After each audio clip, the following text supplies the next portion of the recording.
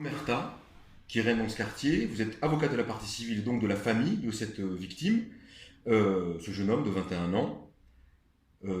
Qu'est-ce que vous pouvez nous dire de cette omerta, de ce silence qui règne dans le quartier et des informations que vous seriez susceptible, vous, en tant que partie civile, d'obtenir?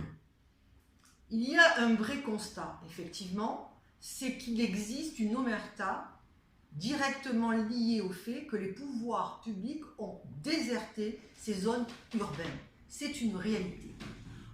Prenons le cas du chemin bas d'Avignon, puisque c'est l'affaire qui nous concerne.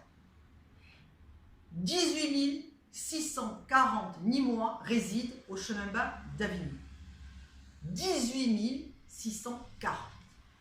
Sur ces 18 640, au niveau du parquet, source judiciaire, nous n'atteignons pas les 100 jeunes qui se livrent à des quelconques actes délictueux, soit moins de 0,5%. Parmi ces 100 qui sont comptabilisés, une vingtaine d'entre eux se livrent à un trafic de stupéfiants et sont particulièrement dangereux. À partir de cette vingtaine de personnes, stigmatisation sur l'ensemble des résidents du chemin bas d'Avignon. Conséquence, aucun pouvoir public sur place. Aucun membre des forces de l'ordre qui réalise réellement le travail sécuritaire alors que leurs prestations de serment les obligent. On les délaisse et on les laisse livrer à eux-mêmes. De sorte que, à partir du moment où, bien que vous soyez en nombre, vous ne pouvez pas compter sur les autorités publiques. Et j'en veux pour preuve le cas qui nous préoccupe, où vous avez des jeunes qui, armés et en toute quiétude, parce qu'ils savent justement que ces quartiers sont désertés, vont semer la terreur à plus de 18 000 Nîmois, sans que ces 18 000 Nîmois puissent être protégés.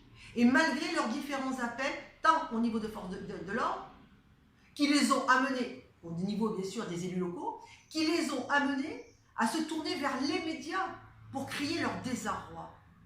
Lorsque vous êtes livré à vous-même, lorsque les valeurs républicaines ne fonctionnent pas dans ces zones géographiques, égalité de traitement devant la sécurité, égalité et fraternité conduisant une solidarité nationale et non pas locale, que se passe-t-il?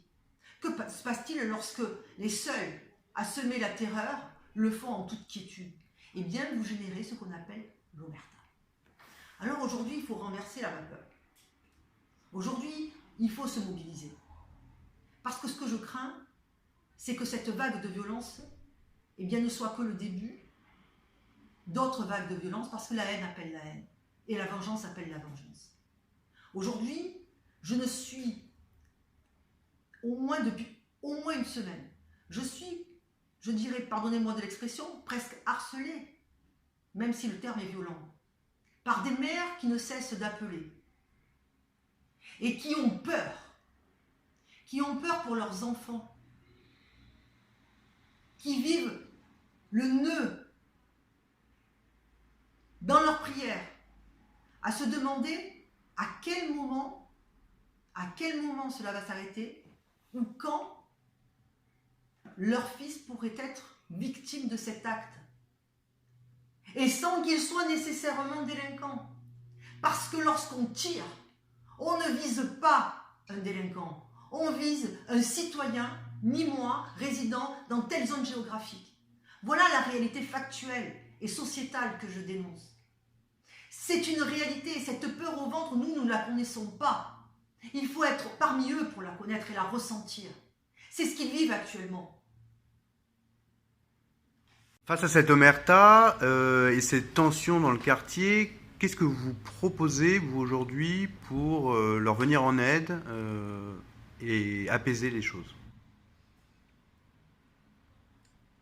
Il faudrait qu'il y ait, à mon sens, et toujours sur le fondement des valeurs républicaines, davantage de fraternité. Tout le monde devrait se sentir concerné, que l'on réside ou que l'on ne réside pas au chemin bas d'Avignon. Moi, je serais amenée plutôt à m'adresser aux mères et aux sœurs. Je pense qu'elles ne mesurent pas à quel point leur mobilisation pourrait permettre l'apaisement. Je crois que la force passera certainement par les femmes et pas par ces jeunes garçons qui sont uniquement et qui n'agissent uniquement qu'au travers leurs affects et leur colère. Je pense que si toutes les femmes issues de ces zones géographiques, ces Nîmois qui résident au Mas-de-Maine, au Chemin Bas, à la ZUP, ces sœurs, ces mères qui sont dans la souffrance et dans l'inquiétude, si toutes ces femmes se fédéraient entre elles, se mobilisaient pour protéger et dire non à la violence, peut-être qu'effectivement, ça impacterait. Mais il ne faut pas qu'elles soient isolées. Il faut qu'il y ait aussi les autorités, les représentants de ces autorités de la République qui soient à leur côté. Et pour cela, il faudrait être capable, chaque Nîmois, quel que soit le lieu où il réside, d'être en capacité de dire « mais ce sont nos semblables, ce sont nos enfants qui sont en train de s'entretuer et il faut être réactif et être là pour dire que stop, arrêtons là ce fléau de violence. » Et si nous parvenons, par la force de l'union, par la force de la solidarité, à stopper cette violence, alors nous briserons l'omerta. Et si nous brisons l'omerta, justice pourra effectivement passer. Civile, c'est-à-dire de la famille du jeune homme qui a été tué ce dimanche dernier au chemin Bas d'Avignon. Qu'est-ce que vous pouvez nous dire de la présence de produits stupéfiants dans un véhicule qu'il utilisait et de sachets destinés à l'emballage ainsi que plusieurs téléphones portables? Qu'est-ce que vous pouvez nous dire de cette thèse-là? Qu'est-ce que ça signifie pour vous? Cette thèse me pose difficulté. Elle me pose difficulté pourquoi? À chaque fois qu'un jeune issu de l'immigration, résidant dans les quartiers difficiles, est tué, massacré, on en arrive toujours à la conclusion selon laquelle, nécessairement, sa mort est liée à un trafic de stupéfiants. Cette conclusion, et ces conclusions, qu'ils soient ici ou qu'ils soient ailleurs, est regrettable. Et le cas donc de ce jeune en est la parfaite illustration. Pourquoi? On retrouve 100 grammes de résine de cannabis à l'intérieur de son véhicule, 350 € à l'intérieur de son domicile, ainsi que des sachets. À partir de ces trois éléments factuels, on en déduit que nécessairement c'est un trafiquant.